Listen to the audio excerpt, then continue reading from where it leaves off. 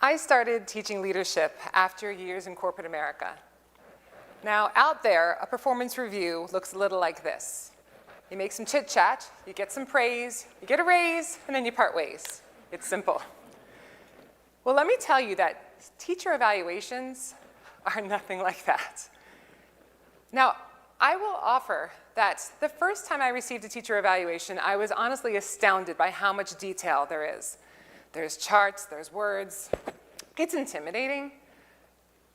If I forgot the fourth thing that I said the sixth week of class, I shouldn't worry because somebody wrote it down. That's how detailed it is. So just know that the first time I did a class and I got my teacher evaluations, I was massively relieved when my students said things like able to connect theory to practice, and I had some aha moments. I was like, phew, thank God.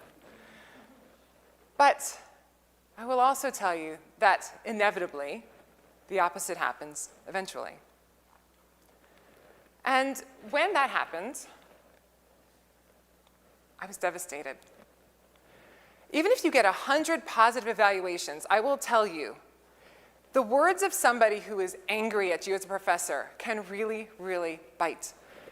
And when that happens, I'm sad. I took that first negative evaluation straight to my supervisor, and I showed it to them.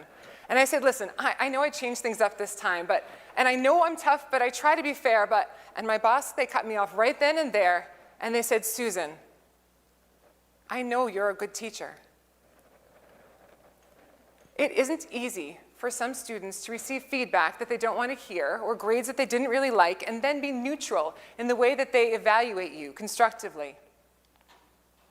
But you can't pander to your class and just give them inflated feedback or grades just so that they feel good and write you a good evaluation. For you to be a good teacher, you have to be okay with not everybody liking you. And to be totally honest with you, that took me a minute to register. But then when it did, it's like, okay. It sparked an idea in me. It sparked the idea that to lead my classes effectively, I was going to have to be okay with people not liking me. Now here's the interesting thing. This actually shouldn't have been that much of a surprise because when I'm not teaching, I do still consult. I consult on organizational effectiveness and leadership development and executive coaching. And people come to me when they are confused and they need somebody to help right their ship.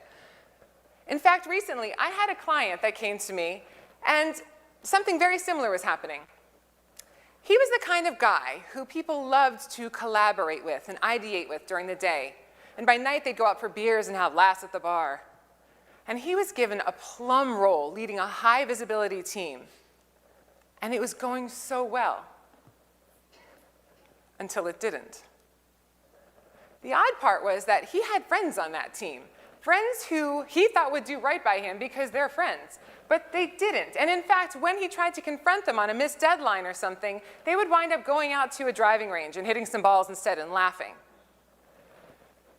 Now, I can also tell you that I remember this particular client specifically because while I was working with him, I was also working with my writing partner, Dr. Tiffany Danko. She is a Rear Admiral in the United States Coast Guard Reserve, no stranger to adversity. And she and I were talking about this, and we agreed on a few points. There are people who we trust, and there are people who we do great work with, and people we have fun with.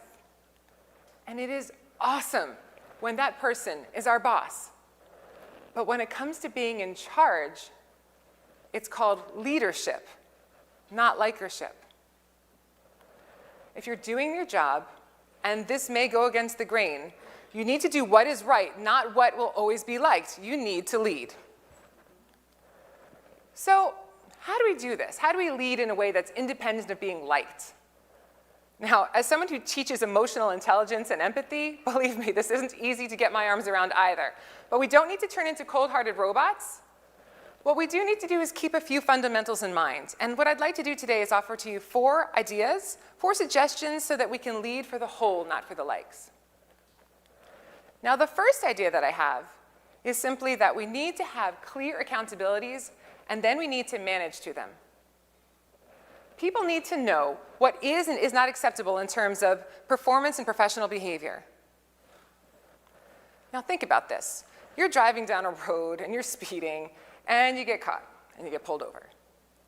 You're not gonna like it, but you can't say that you're surprised. You knew the rules, you knew the consequences, and you got caught. Oh, and by the way, all the other cars that saw you speeding, they're looking behind in their rearview mirror, and they're laughing or smiling. Now, it's not because they want to be mean. It's because you all knew the rules, and you all knew the consequences, and they were reassured that the police officer did their job. Most employee engagement surveys are going to tell you that to be successful, people need to know what's expected of them, and also what happens if they stray from these expectations. For my client, this meant not looking the other way when his friends didn't do their jobs. So, hold your team accountable for doing what they're supposed to do, and everyone will feel more comfortable knowing that they can trust you as their leader to do the right thing. Now, the second idea that I have goes right along with the first, because holding somebody accountable is not just a simple transaction. When you're the leader, you need to be the one that holds the difficult conversations. If a client is upset or a deadline is missed, you, the leader, are the one that has to address the situation. Now, you may be tempted not to make waves. I mean, maybe you've had a friend send you a text message or an email that subtly tells you what they didn't like. But don't people deserve better than that? Don't they deserve for you to look them in the eye when you tell them what's gone on? Don't they deserve the opportunity to ask you questions and then offer their side of the story? Just like any other relationship, the one between a leader and followers, it requires communication. Communication is vital. People need to know what happened, why it matters, and what you expect them to do in order to fix the situation. Having those tough conversations, it signals that you accept the challenges of leadership, and together you'll fix things. Now, the third bit of advice I have is not as sexy as the other leadership stuff that I usually talk about, but it actually may be the most valuable. When you are the leader, you need to get comfortable delegating the dirty work. Now, think about this. You're on your way to a business meeting and you pass a dam. And yes, it may sound strange because I don't pass dams often on my way around here, but pretend with me. So anyway, the dam springs a leak. You could be the one to fix that leak. But what happens when there's another, and another, and another? Eventually, you're going to run out of fingers and toes, and also, you're not going to be able to walk away to do your real job. Your real job as a leader is to answer questions, and to vet out ideas, and to remove obstacles, and to develop talent. If you're making cold calls or deduplicating data, you're not going to have the time or energy necessary to do these things. You get to say now, I know that I'm not supposed to delegate the work that I wouldn't do myself. But you also get to say, but now is not the right time for me to do it. You have worked hard. You did the dirty work. And now you're the leader, so you get to own it. And oh, by the way, also give other people the opportunity to do that work and shine so they can become leaders too.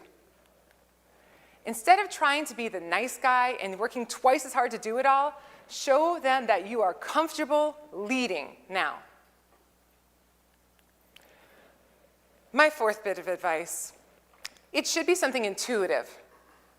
When you are the leader, see things through.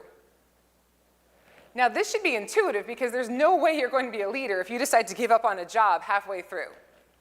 But what happens when you're asked to lead a change? When you're asked to make change happen, you will likely be met with resistance. There's an old adage that says, you cannot make an omelet without cracking some eggs. And when you are going to lead change, you are going to cause disruption. Whether you're going to do something where the process may not be liked or the outcome, who knows? But managing change is about taking the lead to see things through to the end, to achieve the goal. Now think about this. Instead of acquiescing to the popular views, Galileo posited that the Earth rotated around the sun. Now where would we be if he gave up halfway through? What if the Reverend Dr. Martin Luther King said, civil rights, this is too hard, I'm giving up? Or Jacinda Ardern, she's like, no, I'm having a confidence wobble, I don't think I should really take this country through COVID. No, these people understood as leaders that what their job was to do what they needed to do for the sake of the cause, not for the goal of being liked. So if you start leading a change, remember this. All eyes are going to be on you, You can't waver if you want people to feel like things are going to be okay. While some people may not like what's going to happen, the artful leader is going to do their homework, create a plan, and see it through. Remember, once those eggs are cracked, you have to do something with them. So ideally, you're going to do something great. Now, there's a lot more to being a great leader. I mean, I teach semesters of this stuff. But today, if you can take with you one bit, it's to try to remember that it's great to be liked, but your team needs you to lead. Thank you.